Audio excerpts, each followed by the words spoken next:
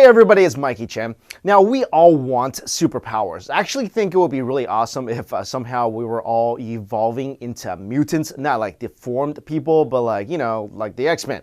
And eventually our own unique superpowers would just come out. You know, if that does happen, I think there would be a lot less crime in the world because you don't know what powers other people possess. I mean, imagine if a mugger tries to mug a little old lady, but then the lady shoots lasers out of her eyes and goes all Cyclops on the mugger. So yeah, in a world like that, you would think twice before committing a crime. But here's a question. What if we already do possess superpowers and we just don't know it? Number 1, super strength. Super strength, or hysterical strength, is a display of crazy abnormal strength when people are in life and death situations. Although many of these cases were documented, super strength is not recognized by science, mainly due to the fact that, well, it's called super strength and it's kind of hard to gather evidence on this stuff because they happen without warning and the researchers can't just point the gun at someone and tell them to go lift a car. Like I said, there are many documented cases of super strength. For example, in 2006 in Tucson, Arizona, Tim Boyle watched as a Chevrolet Camaro hit 18-year-old Kyle Holtrust. The car pinned Holtrust still alive underneath. Boyle ran to the scene of the accident and lifted the Camaro off the teenager while the driver of the car pulled him to safety. And if you're thinking, okay, maybe Tim Boyle goes to the gym a lot and he lifts a lot of weight, so he could probably lift the car. Well, check this out. In 1982, in Lawrenceville, Georgia, Angela Cavallo lifted a 1964 Chevy Impala from her son Tony after it fell off the jacks that had held it up while he was working underneath the car. Angela lifted the car high enough and long enough for two neighbors to replace the jacks and pull Tony from beneath the car. And just so you know, a 1964 Chevy Impala is at least 3,500 pounds. And finally, Marie Bootsy Payton was cutting her lawn in Highland, Texas, when her riding lawnmower got away from her.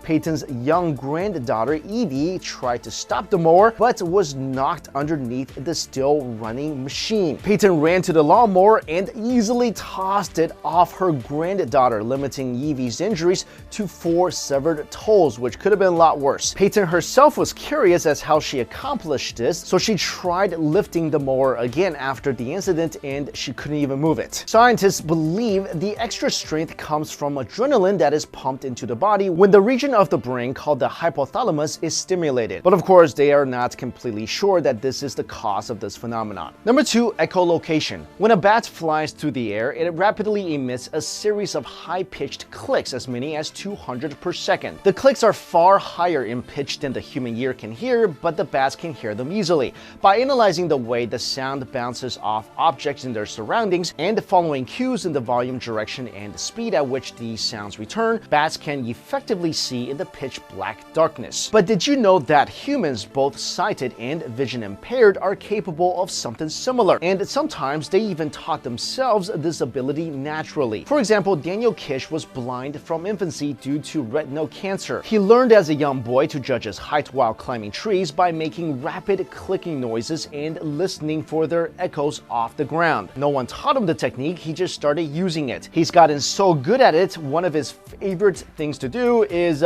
go mountain biking. And did you know that you don't have to be visually impaired to be able to use echolocation? Even an hour or so of practice can provide immediate results. But of course, if you want to become an expert, it would take years of practice. But the good thing is, yes, you can actually train and become Daredevil. Number 3, body temperature control. Imagine the ability to control your own body temperature, and I'm not just talking about maybe going out on a chilly autumn day and not wearing a jacket. I'm talking about having the ability to raise your body temperature so much you can actually dry sheets soaked in freezing water in a frigid room. In a monastery in northern India, Tibetan monks entered into a state of deep meditation in a cold 40-degree Fahrenheit room while 3 by 6 foot sheets soaked in cold water are wrapped around them. Soon, steam began rising from the sheets and the sheets dried in about an an hour. Herbert Benson, an associate professor of medicine at the Harvard Medical School, visited remote monasteries in the 1980s. Benson and his team studied monks living in the Himalayan mountains who could, through meditation, raise the temperature of their fingers and toes by as much as 17 degrees. The monks could also lower their metabolism by 64%. To put that in perspective, metabolism, or oxygen consumption,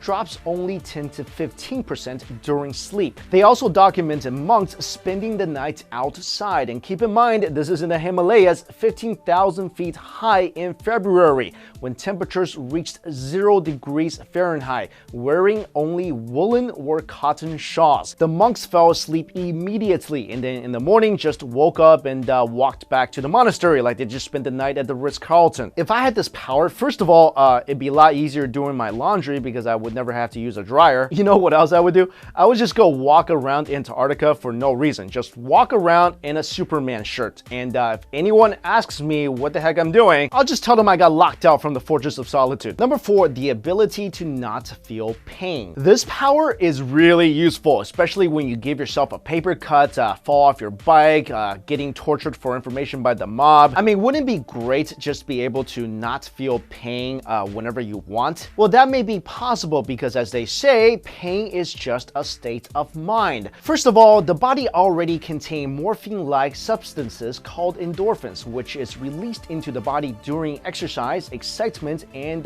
when you hurt yourself. And it has the power to dull or completely eliminate pain by coating the receiving end of the synapses in the brain that would otherwise receive pain signals from the rest of the body. There are also many cases where people are able to control the amount of pain they feel on command. Professional hypnotherapist and psychotherapist Alex Lenkai hypnotized himself before his hand surgery so he could skip the anesthetic, says he was fully awake and pain-free during the 83-minute procedure. Lenkai says anesthetic has gotten him nauseous before, and he just feels avoiding it is healthier than using it, in part because it takes a while to get it out of your system. He told the early show co-anchor Maggie Rodriguez that doctors were using a chisel, hammer to basically break a sort of walnut-sized bone in the hand to take it out. They also used a small medical saw to attach tendon to the thumb. He said he didn't feel anything at all, just a very deep relaxation. I also remember that my psychology professor in college used to do this as well. Every time he would go to the dentist, he would ask him how long the procedure was and just put himself under hypnosis for that amount of time. True story. So like I mentioned before, if my professor was ever being tortured by the mob, he could be like, "Hey guys, so how long you intend to torture me for?" "Oh, 48 hours? Okay.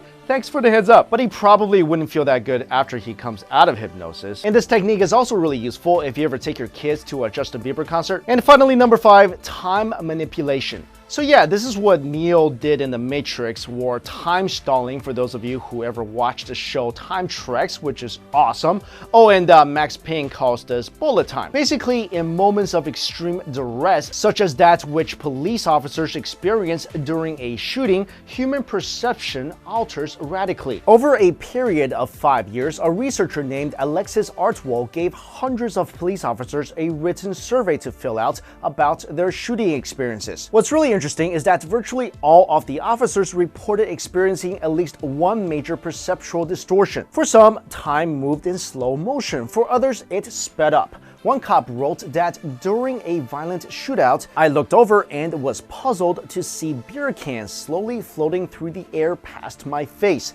What was even more puzzling was that they had the word federal printed on the bottom. They turned out to be the shell casings ejected by the officer who was firing next to me." Researchers say this phenomenon happens because your brain has two modes of experiencing the world: rational and experiential. The first one is calm and of course rational, but if someone all of a sudden show up in front of you with a gun, you'll suddenly be in the experiential mode. Your brain goes into a kind of overdrive, bypassing normal processes in favor of hair-trigger decision-making. Most normal thinking processes are scrapped, and suddenly you are operating on instinct. And because you're processing information faster, the world seems to be moving slower. I think that ability would be the coolest to have, because then I would literally become the greatest baseball player in history. It'd be like playing softball in the major leagues. Also, if I had this power, I would never be afraid of getting mugged or something, because every fight would be like you had Spidey sense. It'd be like this.